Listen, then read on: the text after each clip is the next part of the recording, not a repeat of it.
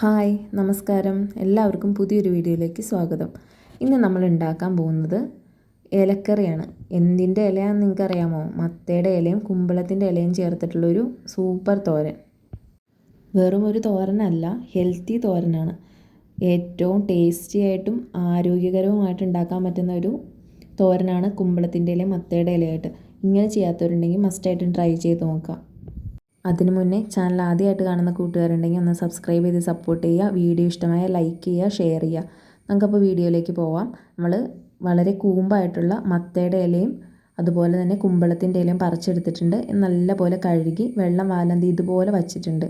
നമുക്കിത് ചെറുതായിട്ട് അരിഞ്ഞെടുക്കാം. നമ്മൾ ചെറുതായിട്ട് അരിഞ്ഞെടുത്തിട്ടുണ്ട്. ഇനി നമുക്ക് ഇതിലേക്ക് ആവശ്യമുള്ളത് എന്തൊക്കെയാണെന്ന് നോക്കാം. നമ്മൾ ചെറുതായി അരിഞ്ഞു വെച്ചിരിക്കുന്ന മത്തയുടെയും കുമ്പളത്തിൻ്റെ ഇലയും, ഉള്ളി, പച്ചമുളക്, കറിവേപ്പില, തേങ്ങ, ആവശ്യത്തിനുള്ള ഉപ്പ്, മഞ്ഞൾപ്പൊടി, ഇതുണ്ടാക്കാൻ ആവശ്യമായിട്ടുള്ള പച്ച വെളിച്ചെണ്ണ. ഇനി നമുക്കിതിലേക്ക് കുറച്ച് ഉപ്പും മഞ്ഞൾപ്പൊടിയും ചേർത്ത് തിരുമ്മി വയ്ക്കാം. ഇലയിലെ എല്ലാ ഭാഗത്തേക്കും എത്താൻ വേണ്ടിയിട്ടാണ് ആദ്യം തന്നെ ചെയ്യുന്നത്. ഇട്ട് കൊടുത്തിട്ട് കൈകൊണ്ട് തന്നെ നല്ലപോലെ ഇളക്കി യോജിപ്പിച്ചെടുക്കുക. അപ്പോൾ നമ്മുടെ ഇലയൊക്കെ നല്ല സെറ്റായിട്ട് കിട്ടും.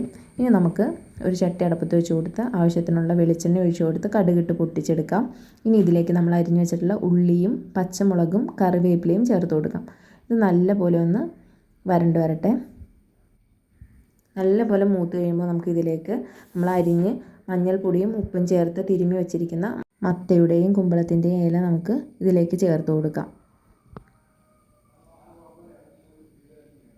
ചേർത്ത് കൊടുത്ത് നല്ലപോലെ ഇളക്കി യോജിപ്പിച്ച് ലോ ഫ്ലെയിമിൽ അടച്ച് വെച്ച് നമുക്ക് ഇല വേവിച്ചെടുക്കാം. ഒരുപാട് തീ കൂട്ടിയിട്ട് ഓവർ കുക്ക് ചെയ്താൽ നമ്മുടെ ഇലയുടെ ഗുണങ്ങളെല്ലാം പോവും. അടച്ച് വെച്ച് തന്നെ നമ്മളിത് ഇല വേവിച്ചെടുക്കണം. നല്ലപോലെ അടച്ച് വയ്ക്കുക. ലോ ഫ്ലെയിമിലിട്ടിട്ട് ഇടയ്ക്ക് തുറന്ന് നമുക്ക് ഇളക്കി കൊടുക്കണം. ഇല കണ്ടോ, നമ്മൾ അരിഞ്ഞ് വെച്ചപ്പോൾ ഒത്തിരി ഉണ്ടായിരുന്നു. ഉപ്പ് ഇതേ കുറച്ചേ ഉള്ളൂ. അപ്പോൾ അതിനനുസരിച്ച് മാത്രമാണ് ഉപ്പും മഞ്ഞളും ചേർത്ത് കൊടുക്കാവുള്ളൂ. ഓവറായിട്ട് ഉപ്പ് ഇട്ടിട്ടുണ്ടെങ്കിൽ ഇല വെന്ത് വരുന്ന സമയത്ത് കുറയുമ്പോൾ ഭയങ്കരമായിട്ട് ഉപ്പ് ഫീൽ ചെയ്യും കേട്ടോ. ഇതിൻ്റെ വെള്ളം ഒന്നും കൂടെ വറ്റാനുണ്ട്.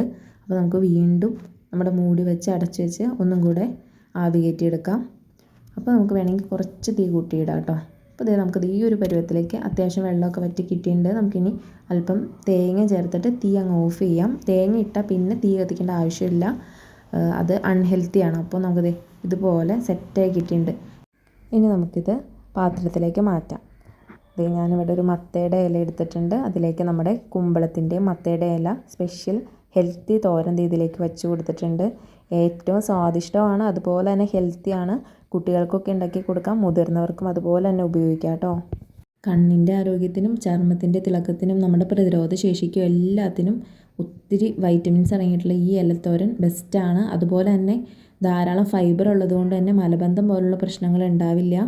നമ്മുടെ ശരീരത്തിൽ വിളർച്ച തടയാനും ശരീരത്തിലെ രക്തത്തിൻ്റെ അളവ് കൂട്ടാനും ഈ ഇലക്കറികൾ ബെസ്റ്റാണ്.